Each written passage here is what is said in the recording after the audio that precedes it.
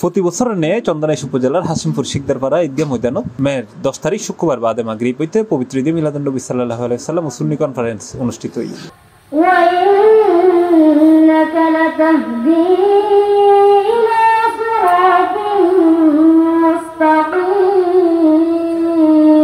পশ্চিম Allahabad Ahmadiyya Sunnia senior মাদ্রাসার সাবেক senior মুদাররিস মাওলানা মোহাম্মদ সাবের আহমদ মাদ্দাদিল্লাহুল আলীর সভাপতিত্বে ও মুয়াজ্জেম হোসেন বাবুলুর পরিচালনায় মাহফিলত প্রধান আকর্ষণ হিসেবে উপস্থিত আছেন জামিয়া আহমদিয়া সুন্নিয়া কামিল মাদ্রাসার হযরতুল হাস মুফতি মাওলানা মোহাম্মদ উমাইর রিজভী।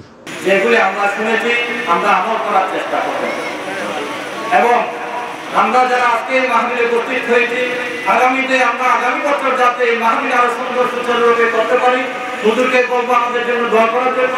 এর প্রধান বক্তা আছেন গুয়ামুদ্দিন হাটাদারি খালাগাজী চৌধুরী রহমতুল্লাহ আলাইহি জামে মসজিদের খতিব হাফেজ কারি মাওলানা মুফতি মোহাম্মদ বুরহানুদ্দিন আল কাদেরী। বিশেষ বক্তা আছেন দক্ষিণ হাসিমপুর কাদেরিয়া তৈয়বিয়া তাহেরিয়া নাজিরিয়া সুন্নিয়া মাদ্রাসার সহসফর মাওলানা মোহাম্মদ রবিউল ইসলাম জালালী। ফানা হবে না, ধ্বংস হবে না, আল্লাহ ছাড়া যত সৃষ্টি একদিন না একদিন মারা যাবে। এই সময় আরো উপস্থিত আছেন চন্দনাইশ থানা কমিটির সদস্য সেলিম রাজা চৌধুরী, হাসিমপুর প্রাথমিক বিদ্যালয়ের সভাপতি জাভেদ হোসেন ও আমির হোসেন সহ আরো বক্তিয়াই। পরে কিয়াম মিলাদ ও মোনাজাতের মধ্যে দিয়ে মাহফিলের সমাপ্তি ঘটে।